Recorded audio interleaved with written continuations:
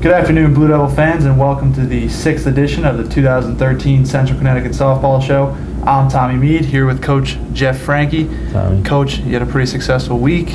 2-0 against Bryant, another sweep of a conference doubleheader. 8-game winning streak, 6-0 start to conference play. Why don't you tell us about the sweep of the Bulldogs?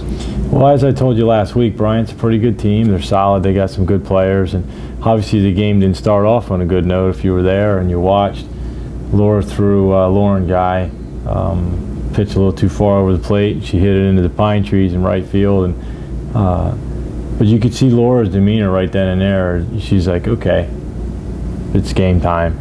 And then from that point on, she was solid for the next 13 2/3 of an inning, basically. And she's thrown well. As I said, it seems like I say it every week, that if she's throwing well in the 8-foot circle, we're in pretty good shape.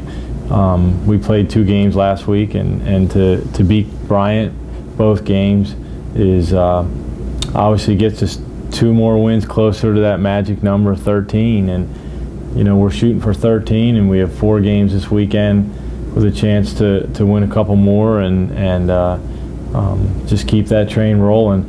We talk about being consistent and staying on track, staying on course, believing in the process, believing in the system, get better every day. We had a good practice yesterday in that awful weather, and so today feels like a heat wave. So today will be a great practice. Friday will be a good practice. The weather looks decent because it's pretty sad that we're saying 50 degrees is decent, right? But sunny and 50 is decent weather for this weekend. So. And Sacred Heart is obviously a very solid program. We won the conference 2 years ago. They're very well coached. St. Francis is a new coach, and she certainly turned that program around from last year to this year. I mean, I don't know, they have probably close to 20 wins or something like that already. And so we have our work cut out for us, and we're certainly looking forward to this weekend and playing 4 games and hopefully coming out on the positive end of the stick.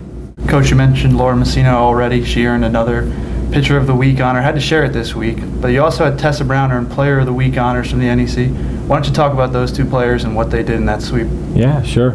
Laura's obviously, as I've said, Laura's throwing very well, and the rewards are very well deserved. And we mentioned it briefly to the kids in practice, and I mean, it was literally about a 5-minute thing, and hey, congratulations, Laura, congratulations to Tessa, good job. We'll celebrate them at the end of the year, and the team has really bought into that, and it's about the team, and it's the individual accolades will certainly prove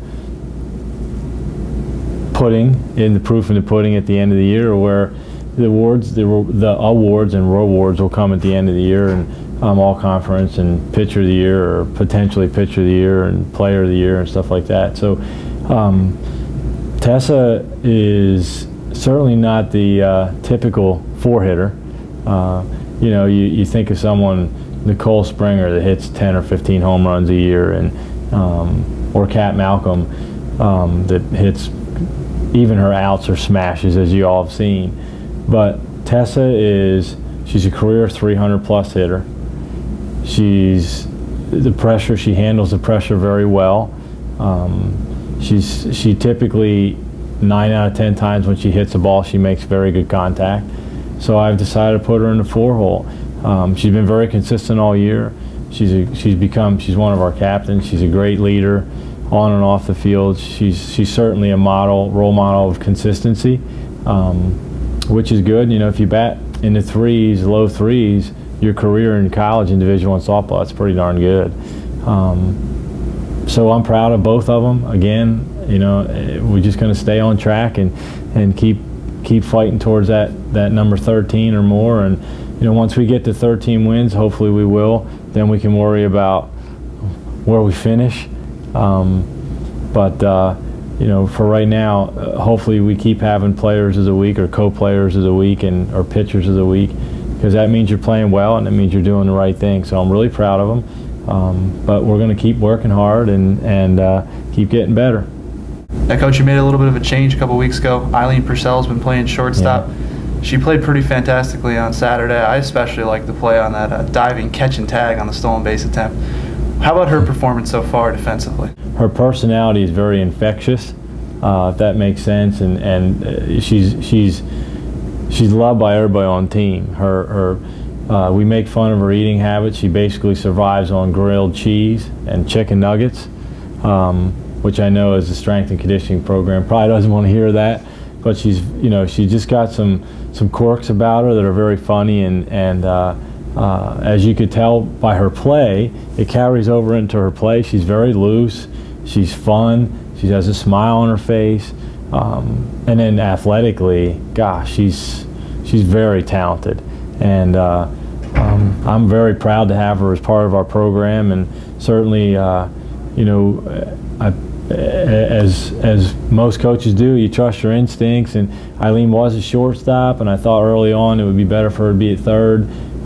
It's clearly proven that it didn't take me long to get her back at shortstop, and since we've done that, it just is, we've gelled. The level of confidence has come up. Our defense has played well.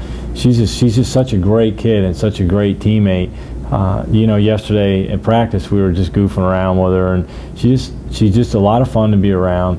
She's certainly going to have a great career here for us. Coach, you mentioned it earlier, Sacred Heart and St. Francis, PA coming in this weekend. One program that's been pretty successful in the NEC, the other one, which as you mentioned, has had a nice turnaround this year. What do you expect to see this weekend?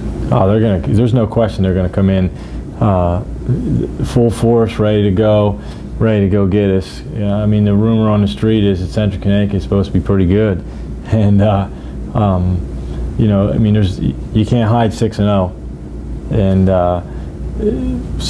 Sacred Heart won the conference 2 years ago, and they're very solid. They have a good pitcher, Nicole Sador.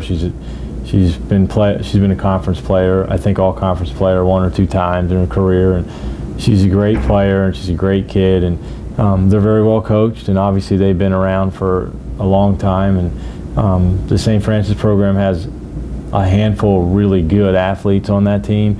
They have a freshman pitcher that throws pretty hard that has had a lot of success so far this year for them, and certainly wish them well, and it's good for the conference for all of us to be good. And with me being on the NCAA East Region Committee, and you look at the RPIs and strength of schedules every week, and we keep creeping up, and use us for example. Last week our RPI was in the 200s, and now this week we're in the 170, I think. So, and all our other teams keep creeping up, and Robert Morris is in the 140s, and Monmouth is ahead of us as well in RPI. So it's great for our conference that everybody's playing well. We're certainly looking forward to the challenge this weekend, and as I say every week, if we show up ready to play and Laura's throwing well, we'll be right in the mix to have a chance to win every game this weekend. Central Connecticut softball team will host a pair of doubleheaders this weekend. Coach, good luck. Thanks, Tommy.